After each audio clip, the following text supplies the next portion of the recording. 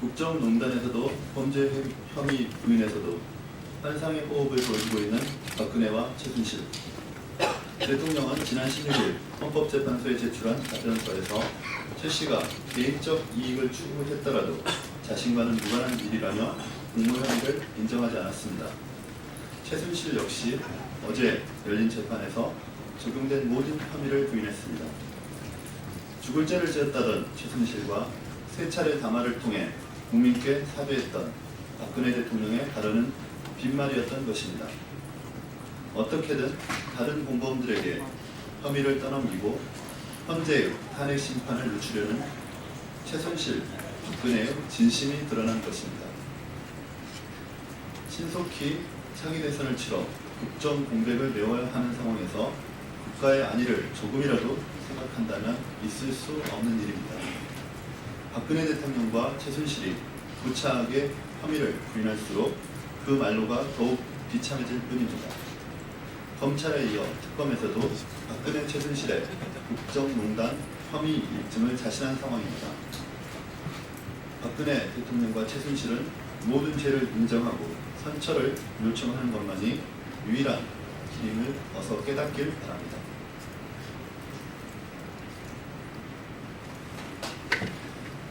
위증 정도는 수월히 할 줄 알아야 박근혜 정부에 구역할 자격이 생기는 것이니까.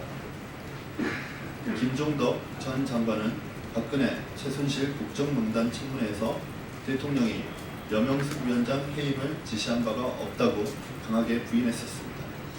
그러나 김 전 장관과 여 전 위원장이 나눈 녹취록에서는 대통령의 지시로 여 본부장을 해임했다는 사실이 드러났습니다.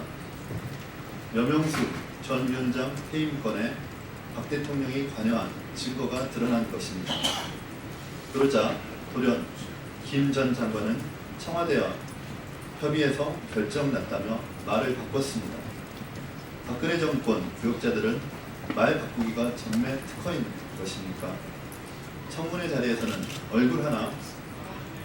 얼굴색 하나 바뀌지 않고 여명숙 전 위원장이 위증하고 있다고 말하더니 녹취록이 공개된 이후에는 말을 바꿔 청와대와 협의해서 결정된 사안이라고 합니다. 얼굴이 얼마나 두꺼운지 무서울 정도입니다. 공직자로서의 소명감을 헌신처럼 여기는 것은 물론 위증 정도의 범법 행위는 가볍게 할 줄 알아야 박근혜 정부를 위해 일할 수 있다는 자격 조건이라도 마련된 것인 것 같습니다. 특검은 청문회 증인들의 위증 여부를 철저히 밝혀서 박근혜, 최순실 게이트의 진실을 규명하고 위증을 가볍게 여긴 청문회 증인들을 법의 심판대 앞에 세워야 할 것입니다. 세 번째 답변하겠습니다. 총리가 나서 방역을 지휘한 일본, 대통령 권한대행이 방역을 외면한 한국, 철새 도래지가 아닌 불의에서도 AI가 발생하며 걷잡을 수 없는 사태에 접어들었습니다. 전남 지역에서만 현재 해남 1건, 무안 1건, 나주 5건, 장성 1건, 불해 1건 등 9건의 AI가 확인됐으며 전국적으로는 1,800만 마리의 가금류가 살처분되었습니다. 여기까지 상황이 악화된 데에는 정부의 뒷북 행정이 큰 몫을 했습니다. 일본의 경우 11월 21일 AI가 발생하자 곧바로 위기경보를 최고 수준으로 올리고 전국 단위의 방역 작업을 시작했습니다. 또한 AI 확진 판정이 내려진 밤 9시 이후 2시간 만에 총리 관저에 대책실이 구성되었고 새벽에 자위대가 살처분 작업에 동원되었습니다. 이렇듯 신속한 초기 대응의 결과 일본에서 현재까지 살처분된 가금류는 100만 마리도 되지 않습니다. 그러나 우리는 11월 16일 AI 발생 이후 이틀 만에야 농식품부 내에 방역대책본부를 설치했고 황교안 권한대행은 이후 또 사흘이 지나서야 대책본부를 찾았습니다. 정부는 또한 이동 중지 시기를 놓쳐 뒤늦게 13일부터 14일 48시간 동안 일시 이동 중지 명령을 발령했지만 골든타임을 놓쳐 별다른 효과를 보지 못했고 영남공까지 AI에 뚫리는 결과를 초래했습니다. 박근혜 정부는 세월호, 메르스, 이번 AI에 이르기까지 매번 골든타임을 놓쳐 피해만 키워왔습니다. 오늘부터 대정부 질의가 열립니다. 그동안 출석하지 않겠다고 버티던 황교안 권한대행이 나오기로 되어 있습니다.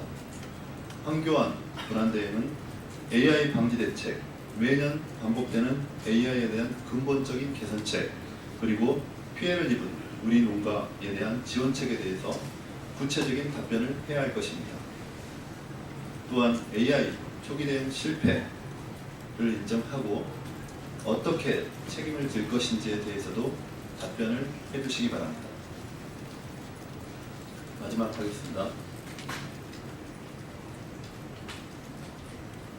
청문회 위원 3인과 정동춘 증인의 부적절한 만남이 청문회 신뢰를 무너뜨렸습니다. 청문회 증인인 정동춘 K스포츠재단 이사장이 국정조사 전 친박 청문위원 3인과 회동을 가진 사실이 드러났습니다. 고영태 씨의 발언에 따르면 새누리당 친박계 이완영, 이만희, 초교일 의원이 지난 9일 정동춘 이사장과 만나 태블릿 PC 입수와 관련해 입을 맞췄다는 것입니다. 그리고 이후 열린 청문회는 고영태 씨가 미리 진술한 시나리오대로 흘러갔습니다. 청문회 증인들을 엄정히 조사해야 할 청문위원들이 오히려 위증을 주도했다는 막장 상황에 정치권을 이루로써 부끄럽기 그지 없습니다.